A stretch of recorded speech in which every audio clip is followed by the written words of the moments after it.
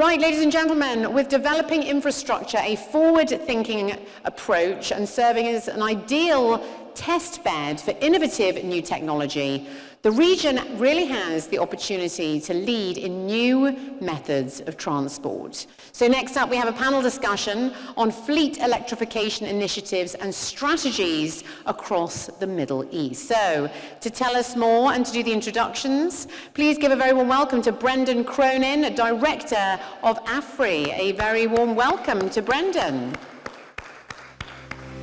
I'm also going to pull up our guests just to save a bit of time as well. So let's welcome our panel. If you'd like to sit directly underneath your photographs, that would be appreciated as well. So a very warm welcome to Brendan, and welcome to Raji Hattar, Chief Sustainability Officer at Aramex, who also joins us. A very warm welcome.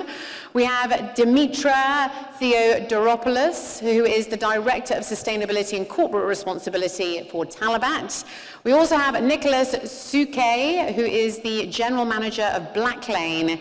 And rounding out our panel is Maneesha Bhatnagar, who is the Head of ESG, Consultancy and Innovation at LeasePlan, Emirates. A very warm welcome. Let's welcome our guests, and over to Brendan. Thank you. Thank you. Can everybody hear me? I think. Thumbs up. I'm going to sit, I think, because there's only 5 of us, so I'm not going to stand at the lectern. First of all, good afternoon to everybody. Just very briefly introduce myself. My name is Brendan Cronin. I work for AFRY Management Consulting, and AFRY are a 19,000 person organization, and we are based in Sweden. We work across the world. We have a big team in Dubai and in Riyadh. In EVs, we provide a range of technical and commercial advisory services. To give you just a few examples of the kind of things we do, we work, for example, in the Nordics and across in other markets to look at how EVs will impact the distribution grid and what will be the additional investment required. We do a lot of technical and commercial due diligence for investors looking at buying into charge point operators in Europe. We've been helping a large international company look at the EV market in China and how they can enter. And we also, my engineering colleagues, work a lot with car makers directly. So we have a big relationship with Geely, for example. And I work more on the management consulting side. As I said, it's more commercial aspects and trying to understand how the market will evolve and what the trends are. So we have an interesting panel. I think it's some, a variety of companies that are active in the area. Just to set the scene a little bit, to what are we talking about? So we're talking about fleet electrification. What do we mean by that? We mean fleets. We mean cars that are vehicles that are owned not by individuals but by businesses. And probably around about 25–30% of vehicles are not owned by individuals. They're owned by businesses in terms of vehicle numbers, but of course in terms of kilometers driven and emissions, it's going to be a number higher than that because typically they're driving those vehicles a lot more than individuals. So in terms of impact, it's very significant. And the other interesting thing for me is that fleet electrification, you can make decisions centrally, so you can make decisions and policy and changes quite quickly because you've got a centralized decision-making process. So I think it's a very interesting area, and we have a very interesting panel. I hope you enjoy it, and I'll just ask, maybe just go down the line and ask one of you, each by each, just introduce yourselves briefly and the company that you work for. So. Sure, thank you. My name is Raji. I am the Acting Chief Sustainability Officer at Aramex. And currently I'm their consultant as well. I've been with the company for the past 33 years in sustainability, including electrification of fleets, renewable energy, and all other ESG aspects. Hi everyone, my name is Dimitra Theodoropulos. I lead sustainability regionally for Talabat, and I've been there for the last 5 years. Yes, and I'm Nicolas Soucaille, so I'm the General Manager for Blacklane.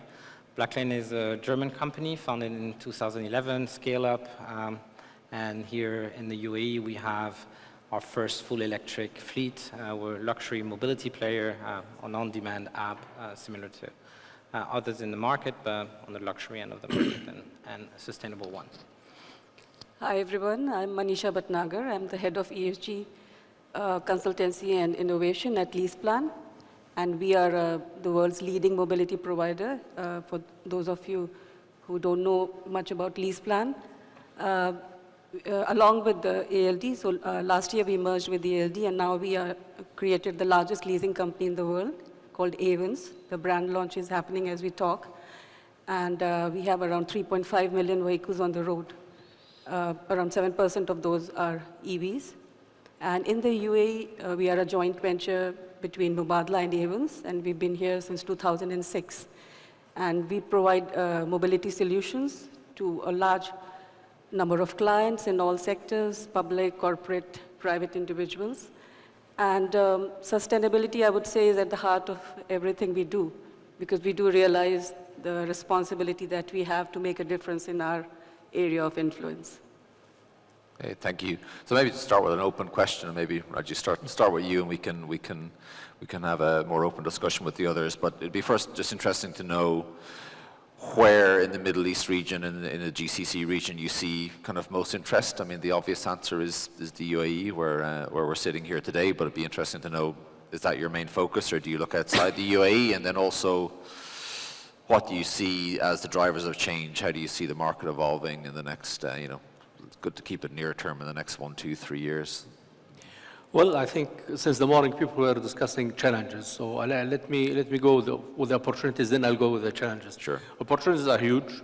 The businesses, especially in the delivery business, are looking forward to reducing their carbon emissions to start with, and thus reducing their costs and their fuel consumption. So there's a huge opportunity in this part of the world, even though people think that, well, you are an oil-producing country, so this is not going to be feasible. But we can see now in Dubai and in the UAE in general, most of the logistics companies are moving forward with a minimal number of EVs, but they are testing, and if tests go okay, then that is going to be a huge shift as we see.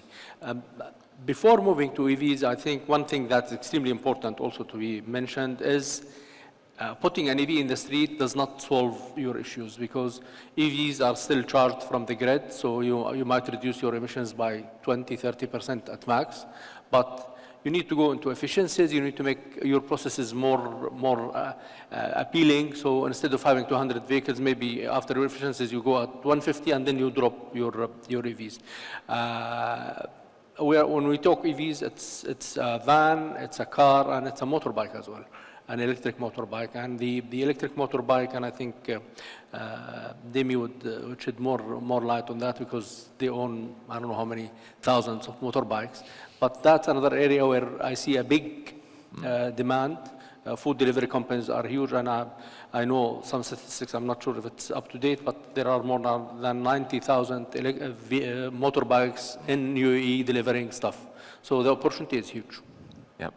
And do you see in the van segment where you're active, you have activity, do you see the right models? Or you mentioned about testing, is that the stage you're at yet, or do you see the right models for you to be able to move? Well, in the region, we implemented electric vehicles in Aramex in 2016.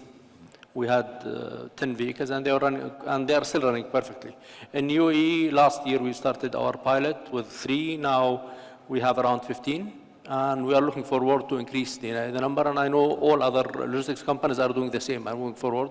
The main challenge, as the other colleagues mentioned, is the infrastructure and charging for both the vans and the motorbikes, because it's not yet publicly available, and you need to create your own charging network, which is a bit expensive. Yeah, very good. Dimitri, look, that was a nice lead in to you. From talabat's perspective, it'd be interesting to know, it's obviously almost very interesting to skip to the real question is what are you thinking about talabat's kind of fleet in particular, and where do you see the challenges in the EV market more generally in the Middle East? I think first of all, we started this whole journey like maybe three years ago in terms of calculating our carbon footprint. I think at no surprise, obviously, delivery emissions account for 30% of our total emissions. And obviously 99% of the emissions are in scope 3. So obviously we're very keen on reducing it, not only because we have it talabat as a mandate, because it's a big portion of our emissions. When you say 99% of scope 3, sorry? When you say 99% of scope 3, what you say obviously, why is that?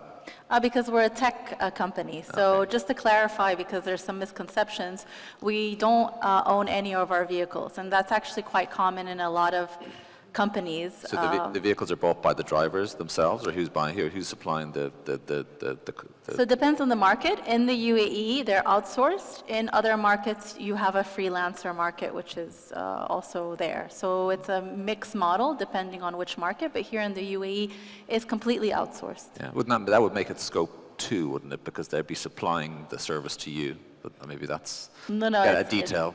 It's scope 3 actually, because it's a supplier. So yeah. So basically, as a company that's obviously eager to do something about it, but also as a publicly listed company, we're part of a bigger organization as part of Delivery Hero. We're also publicly listed, so therefore we have also some ESG, key ESG metrics that we need to sort of work towards. Now, in terms of electrification in the market, you asked which markets are more attractive. For us, obviously, the UAE is quite attractive because of a lot of momentum that's happening here and a lot of supply now of different EV brands. I would say in the last 2 years, we have tested over 12 different brands. So we're sort of in this R&D phase right now where, the minute we start scaling, we usually start scaling fast. So we want to make sure we do our homework and that we partner with with our customers, our 3PLs, partner with the right sort of suppliers, right? So I think other markets that we actually surprisingly found to be attractive are Oman, for example, has really ramped up their strategy and efforts, in addition to Jordan. I would say these are the 3 markets that we see a lot more progress. And we're focusing more on those markets currently. Yeah. And when you say the purchase of the bikes are outsourced, how does that work? Is it the drivers themselves are buying the bikes, or you're buying them on behalf of the? No, so it's outsourced companies. Basically, they're renting them to the drivers. The riders rent the bike from the company. Okay. And the outsourced company can either buy or lease this bike from a distributor, right? Do you think you'd be competitive, or what are the kind of barriers to you moving, or do you think is it a price issue, or just worried about the lack of charging or battery swapping? I don't know what you're looking at. What's the kind of main challenges you're seeing? I mean, I feel like that's one and the other, because if the bike is not making income, then it starts not becoming attractive. So if you don't have, especially to B2B, where, comparison to other markets where perhaps you have freelancers, here it's a full-time job, right? And it's B2B. So you need to make the infrastructure actually quite accessible and easy.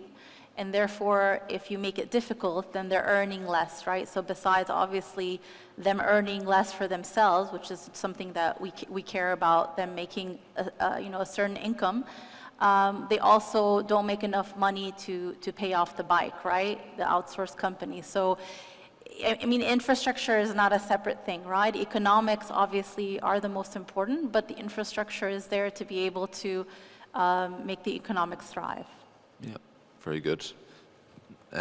Nicolas, just from your perspective, we had a call last week, I think, talking about some of the issues, and you, I think one of the things you wanted to bring up is like, why should we move to electrification? What's the rationale, and what's the kind of the wider business case, but also what's the wider kind of societal drivers that we're seeing? So maybe it'd be interesting to start with that and give your perspective on where you see opportunity in the region. Yeah. I mean, first, why? There's the why, right? Why did we do this? Why did Blacklane go full electric in the UAE? And also, why in the UAE did we do it? Did we do it first? So, I mean, one of the reasons when you're in mobility, luxury mobility, is, and you drive, Mercedes-Benz S500s around cities, and those are obviously big engines, polluting engines.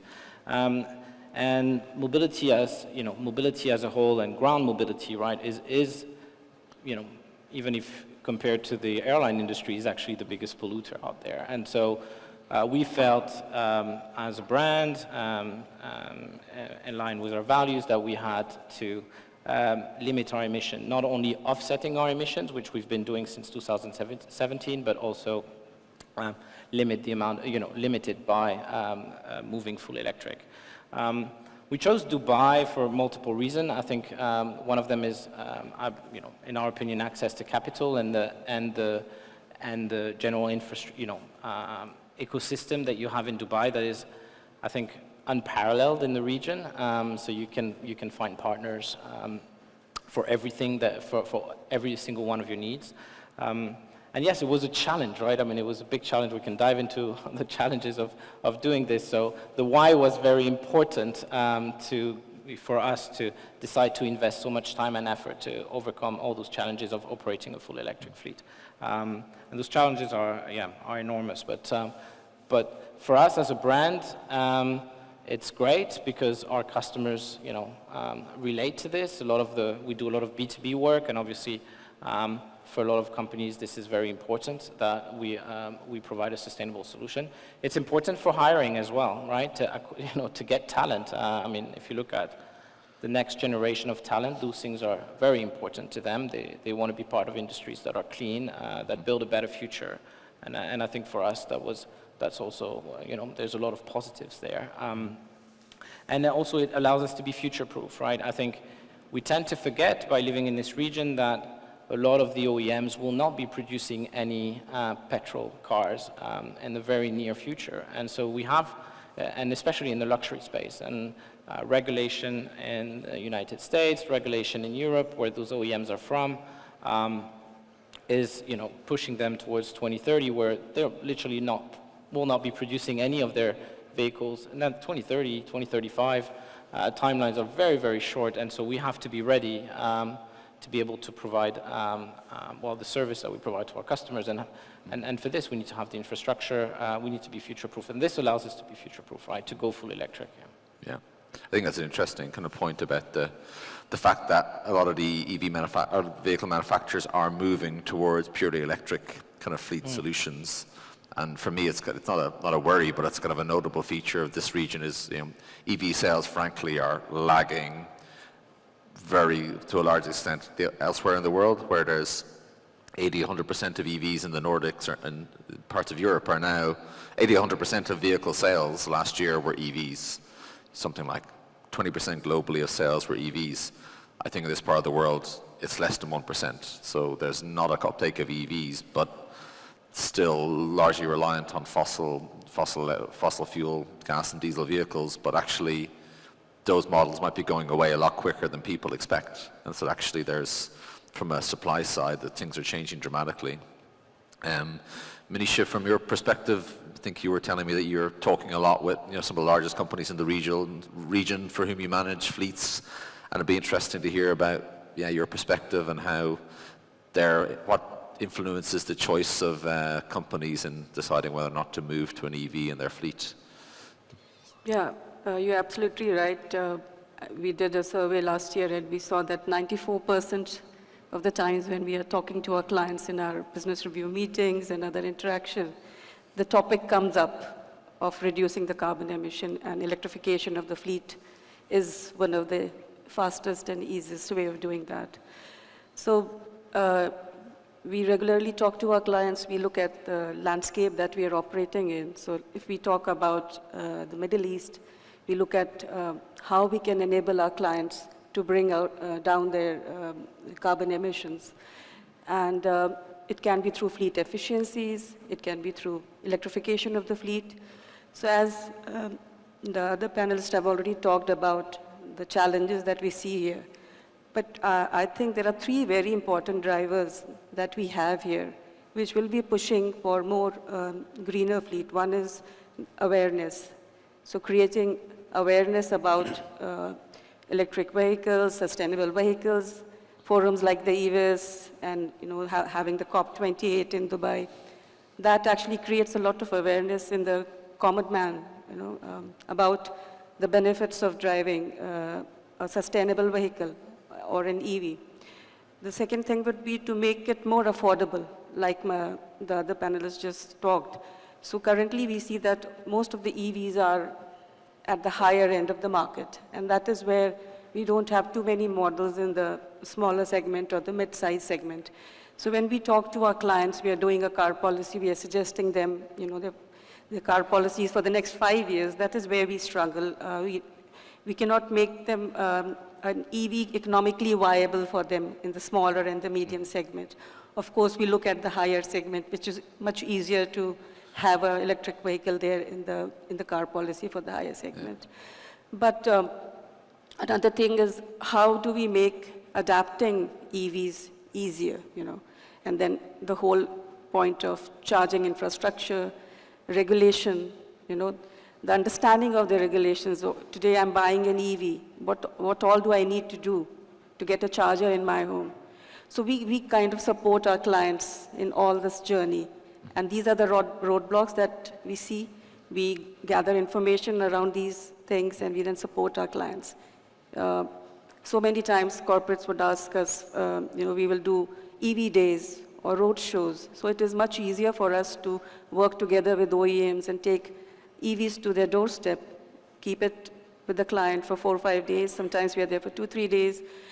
And you'll be amazed that a lot of people still don't know what is the difference in driving an EV, or what is the difference between an ICE and an EV vehicle.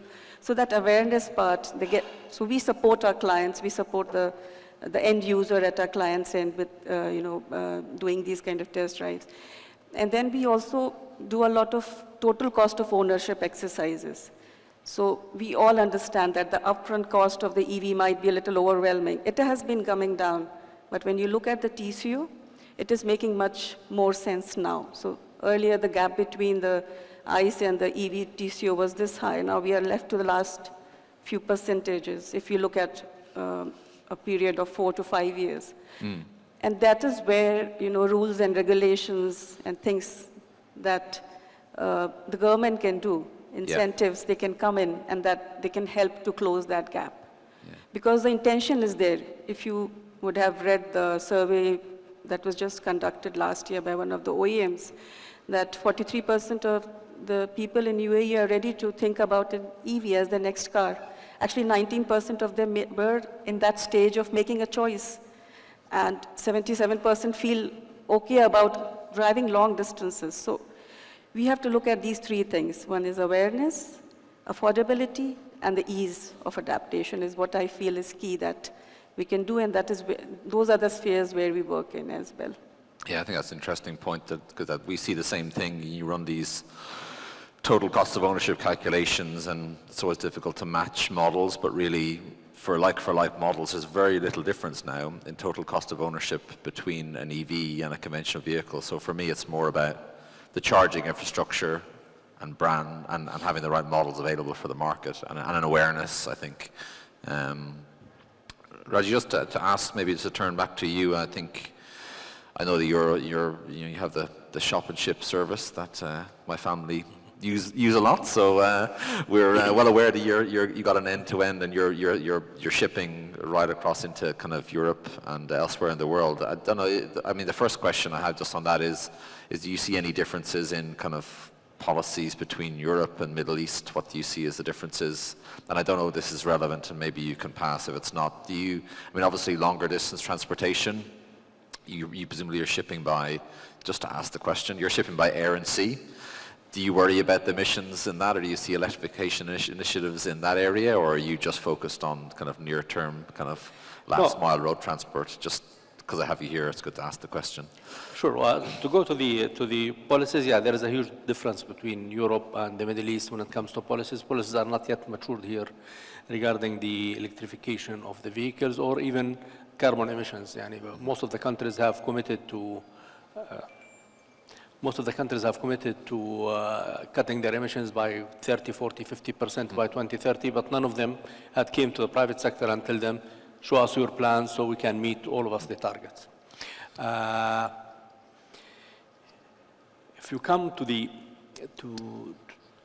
what was the second part? Just about the long distance transportation, whether you worry about emissions in the longer, in the sea and even air. I know air is a long way away, but if there's anything you... Actually, we started calculating our emissions 2010.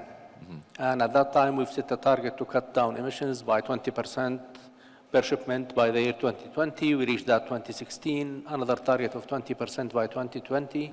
We reached it 2019, and now we signed the science-based targets, and we are about to finalize our submissions there. Aramex's emissions is 85% scope 3 and 15% scope 1 and 2. So as you can imagine, the largest headache is airlines and sea lines. And we are doing a lot with these suppliers. We meet with the airlines at least once or twice a year to discuss their plans, because on our SBTI targets, we are saying 42% on scope 1 and 2 and 25% on scope 3, but we put a small asterisk there saying if our suppliers can meet the target, they don't, then we'll not be able to do that. Internally and with our clients, we advise that if you are not in a big rush, don't ship air freight, ship land freight or sea freight. It's lower emissions. But again, knowing that sea freight, it's not just emissions, they pollute the sea and they do lots of other pollutions. But yes, we concentrate on the 3 scopes. Scope 1 and 2, yes, electric vehicles and motorbikes and renewable energy would cut down our emissions, and we are managing to do that on a 7 to 10% every year. We cut down our emissions based on efficiencies, based on, since 2008 we said you are not allowed, again, we are a very light asset-based company, so we don't own our assets, we lease them. So since 2008 we said we are not allowed to lease a vehicle that's not Euro 4 or Euro 5 standard. Now we are saying Euro 5, Euro 6. Your first option is EV, not EV, then hybrid. If not hybrid, then Euro 5, Euro 6 standard vehicles. So we try to touch on the 3 scopes, and again, it's your supply chain and how you can impose on them. And a huge airline will not be impacted by you threatening them. If you don't cut your emissions, we leave. But on a smaller scale, yes, we can impact. Yeah, very good. Maybe Dimitra, just to turn back to you. Is there anything? I mean, I feel like there's financial incentives in Europe. There's sometimes there's grants, there's tax breaks, there's road tax kind of breaks here. It's not at the same level of kind of financial support from the government to the transport sector to decarbonize or to electrify. Is there anything from your perspective that any policy or regulation that you think would support you in your decision, your thinking around moving to electrification? It'd be interesting to know from you what kind of policy support you think could help you in your decision making. I would say any of those things would be helpful. I think, from my understanding, I think there's things in the pipeline. I think they're in some final stage form. So I think the challenge is that, as many of people know in this room, is that there's different Emirates with different regulations and different ministries and authorities. So it's not a clear cut, okay, I go to the federal level and this gets done. So I think the intricate part is, like, I think all these different Emirates, especially I think Dubai and Abu Dhabi, are working hard on these. And so we're kind of like waiting in the background to see what's going to happen. I think obviously, there's been proven models in other countries, where in Jordan also, I think that has been a large contributor to EVs coming into the country, other than obviously the fuel cost is sort of the incentives of the government in terms of imports and taxes and et cetera. So I think if we see something similar here, that will be a definite nudge. I think also, look, it's not a good idea to come at this alone either. So unlike other discussions where things become very competitive, I think it's something that as talabat we see as not a competitive advantage, but something we're trying to strive as an industry. And as such, actually, we're part of the UAE UAE Alliance for Climate Action, UACA it's called, and basically that's endorsed by the Ministry of Energy and Infrastructure and led by Emirates Nature and BCG. And in this sort of association, which Raji is, Aramex is also part of, basically we're tackling policy as like a holistic industries, right? Where there's the Unilevers and the Nestles, but also other family offices are there and other businesses. So, instead of seeing this as like, oh, this is a policy talabat wants, it's actually, we're contributing part of a wider range that can affect all of us, and therefore when it comes into effect, it actually has taken the feedback from many different industries, right? Because infrastructure will be shared at the end, right? Yeah. Now, we obviously are a little bit special in the sense of for the two-wheelers, we're hoping for battery swapping stations because, I think the way commercially it works and the way it's worked in Southeast Asia is that we need this swap to be, as fast as fueling up. And for that to happen from a charging perspective, you would need many of them across. So right in the medium term, we're looking at these swappable stations. But in terms of this wider policy, this is what sort of our current efforts lie. Yeah. Out of interest, how long could the two-wheeler go, the bike go before it needs the battery swap? You said you were testing some models. Like typically, how many hours how often do you need to swap the battery on a? So based on how many kilometers a rider does, which is around 250 to 300, depending. But let's say on average 250, it would be at least 2 to 3 swaps. Per day? Depending on the brand. Per bike. Per bike? Yes. 2 to 3 swaps per bike, what you mean per day? Per day. Per day, yeah, which Yes. is, you need a swapping stations all over Dubai. Exactly. And you can imagine the capex needed to be able to have these batteries ready 100% and sort of the technology needed to sort of make this efficient. Mm-hmm.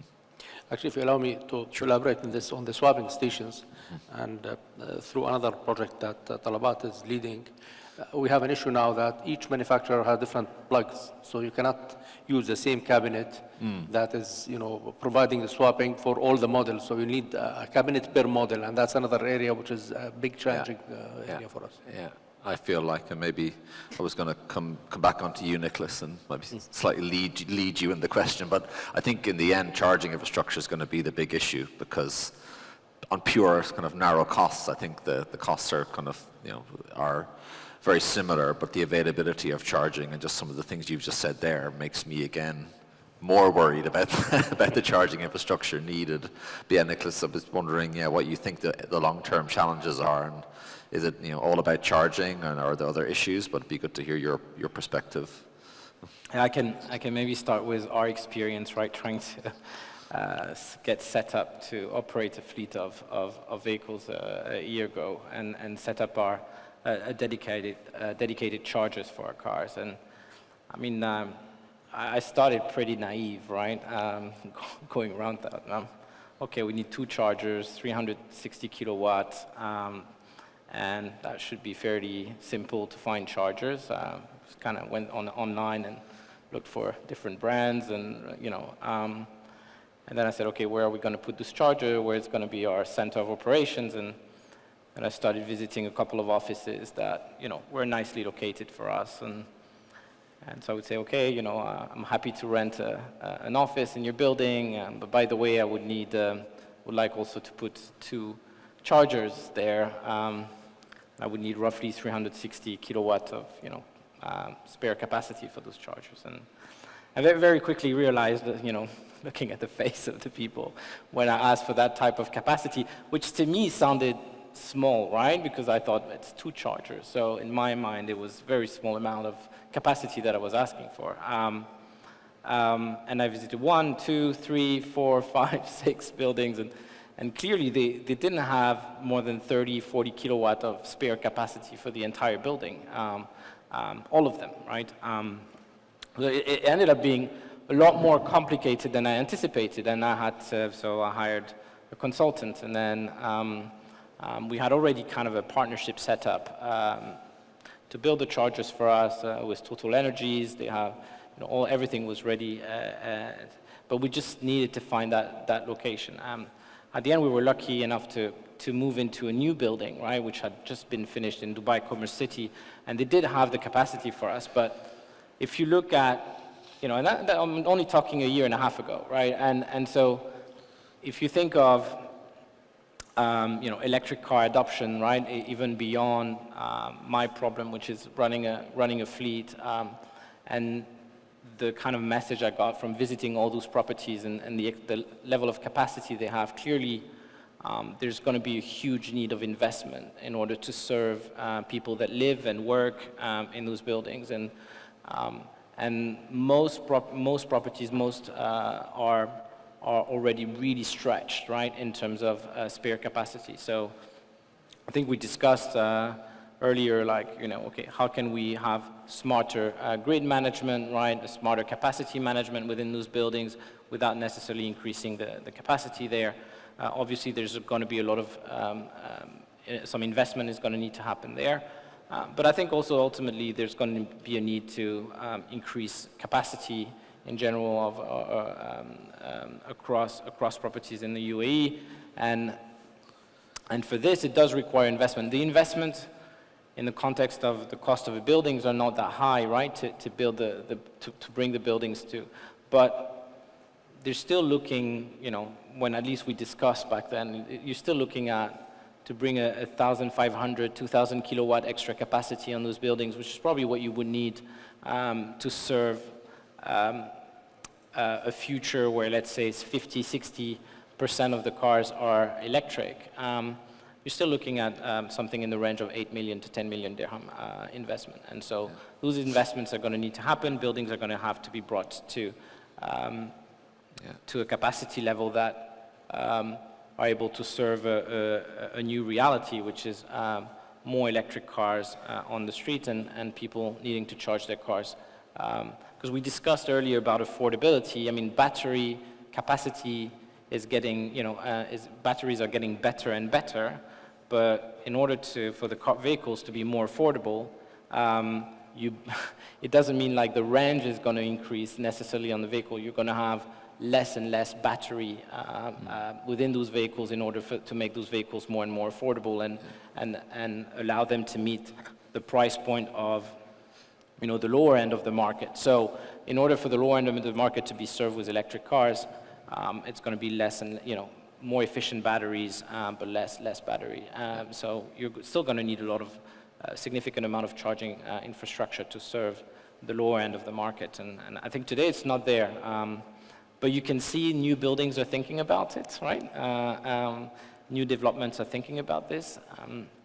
But it's going to be retrofitting the older buildings. The retrofitting is the one that worries me, because I think 5 to 10% of vehicles probably sit outside or inside a villa in a garage, and that's really easy. But there's hardly any cars. Villas are where a very small fraction of the population live. They'll be the first movers. That's great, but that's 5-10%. If you want to fully electrify, that's going to get you very little of the way there. It's what do you do with all the cars that are parked in, underground parking in apartments and elsewhere. And if I may just add, sure. we have a very nice word. We call it the energy paradox. So we all want to reduce the carbon emission. We have our targets to decrease the emission.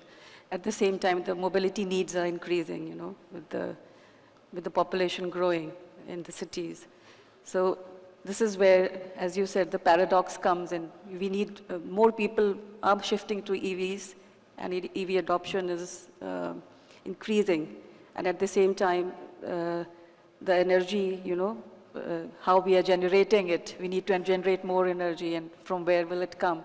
So it's the complete infrastructure, as you rightly said, and that is where the regulations will play a very important part. And we do have some investments like ADNOC has joined forces with TAQA to create 70,000 charging points by 2030, and that is itself around a $200 million investment commitment that they have made. So hopefully things will improve, and we are seeing a lot of other independent charging hubs coming up across the city. OEMs are doing a lot. They have created hubs for their own fleet users right now. So that should add to the comfort of the people who are thinking of moving, but yes, it is a little difficult road right now, I think we've got, I think we agreed with the organisers that we'd kind of try and keep the 45 minutes rather than an hour. So I think what I might do is ask if there's any questions from the audience. We can have a few questions if there are, and then otherwise I'll pass along the panel again just for a final thought. But then just to open it up, does anyone have any questions for any of the people in the audience? Or on the panel, sorry. Feel free to put your hand up if you do. Go ahead. You might need a microphone, or you might just stand behind. There's a microphone behind you. or they're going to pass you a microphone. Hi, good afternoon, everyone.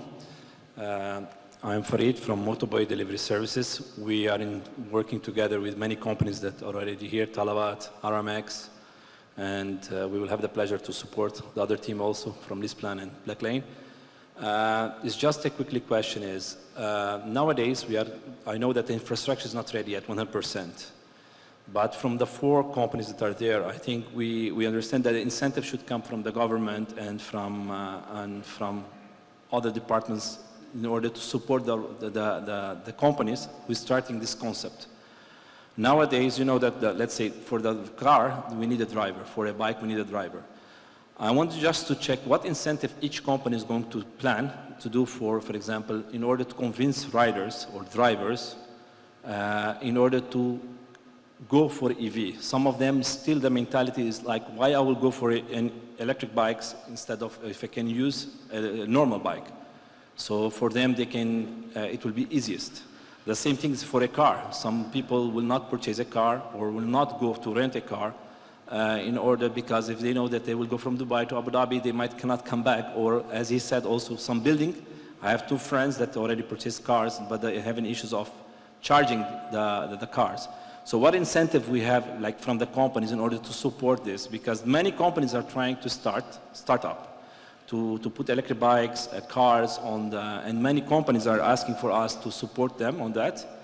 In Dubai, we have above 100 bikes already electric. We are working with it.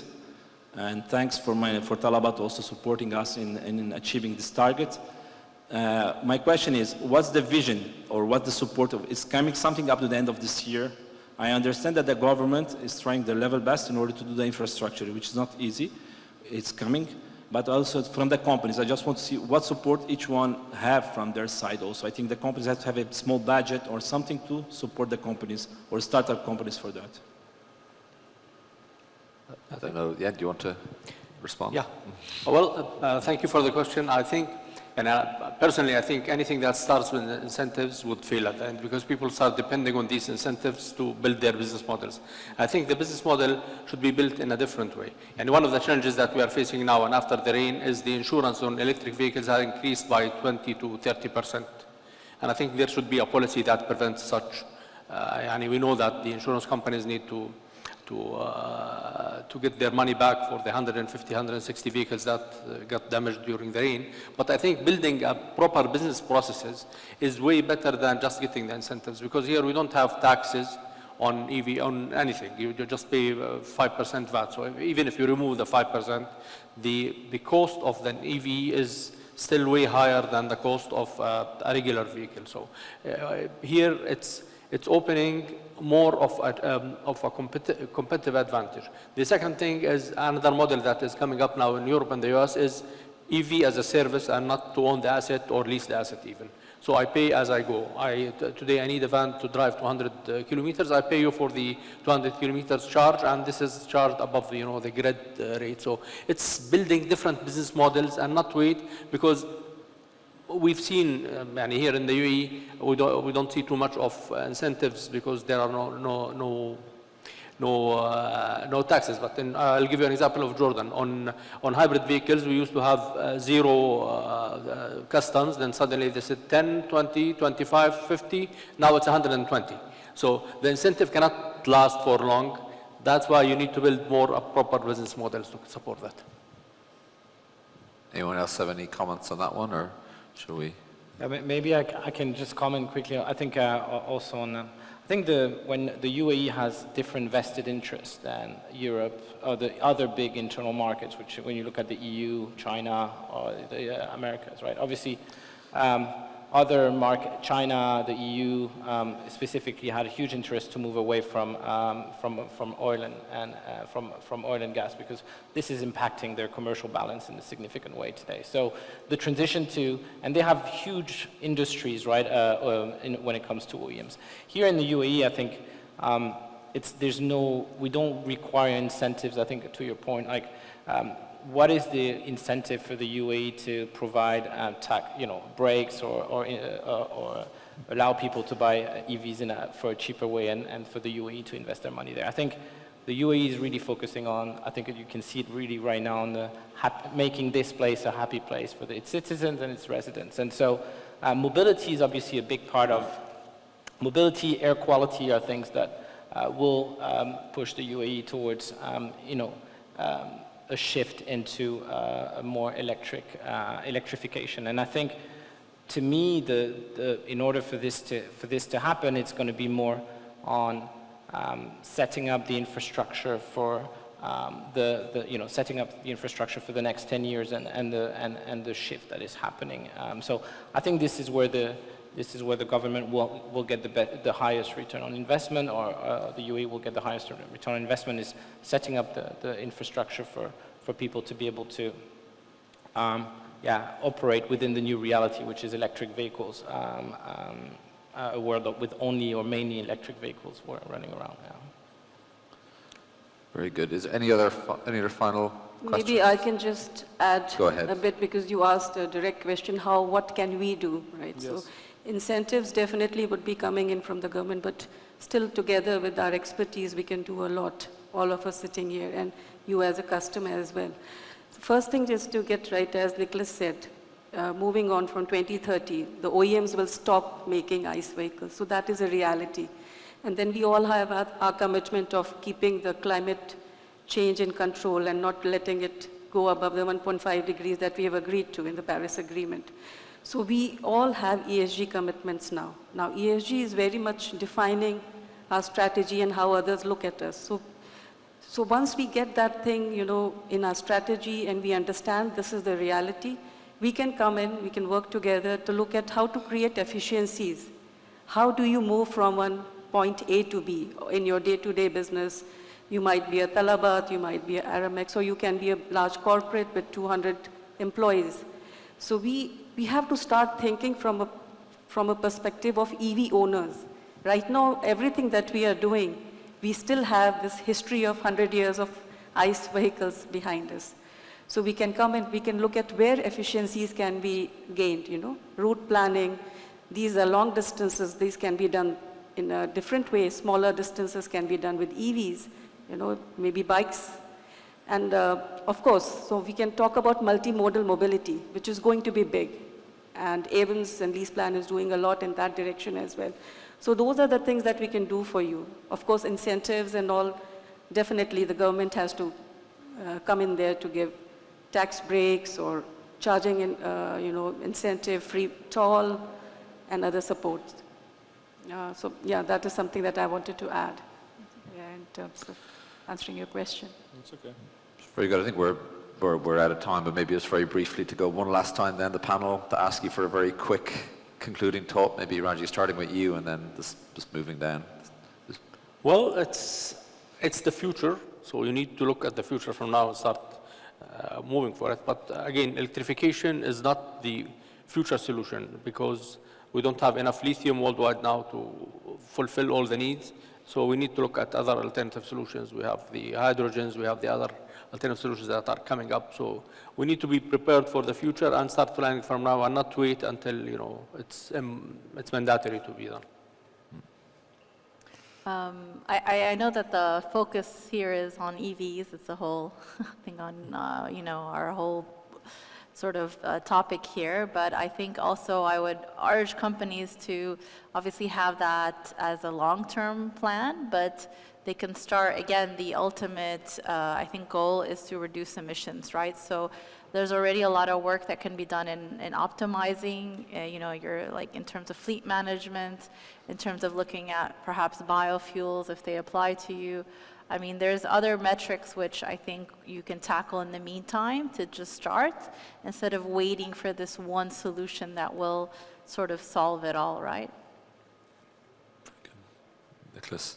Yeah, and I'm not going to be here trying to convince people that we should move into electrification. I think we're all in that industry here. I think what at least I can say from someone that was new to this market a year and a half ago, what I've found tremendously helpful is this ecosystem that I was able to find in Dubai across all my needs to run an electric fleet and so I think we need to cherish that ecosystem really, and And as we, events like this, pulling people together, everybody helping everyone solve, their individual needs is really actually moving electrification forward and helping all of us reduce our carbon emissions. So that's the message I would kind of like to last is, continue to talk to each other, continue to support each other, and I think, at least to us, it's been a game changer. In a year, we were able to start something quite, revolutionary in the context of Very good. the region. Maneesha, we'll leave the very final word to you. Time is up, so I'll be very quick. I just would say that we have to all realize that we are living in very historic times, and the coming generations will talk about this phase on the earth when we made a commitment, and most of us are standing with our commitments towards bringing down the greenhouse gases and keeping the temperature rise in check. So it cannot be done alone by anyone. So everybody has to pitch in. We as individuals, the government and the corporates, everyone has to put and do their bit. People will have to take risk. It is a time of flux. We'll also see that there will be some collateral damage as well. The early adapters, there would be losses for them as well as battery technology changes or new things come into the fore.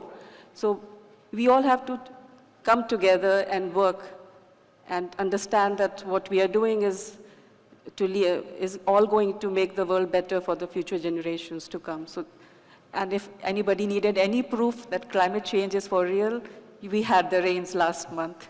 So we can see that it is not just talks like this, it is a very real thing. And we all will be affected by it and the generations to come as well. So that is what I would say in the end, Thank you. So I think we're conclude the panel. Just like to say thank you very much to all the panelists. I think you'll join me just maybe giving a round of applause and we'll wrap up. Thank you. Thank you.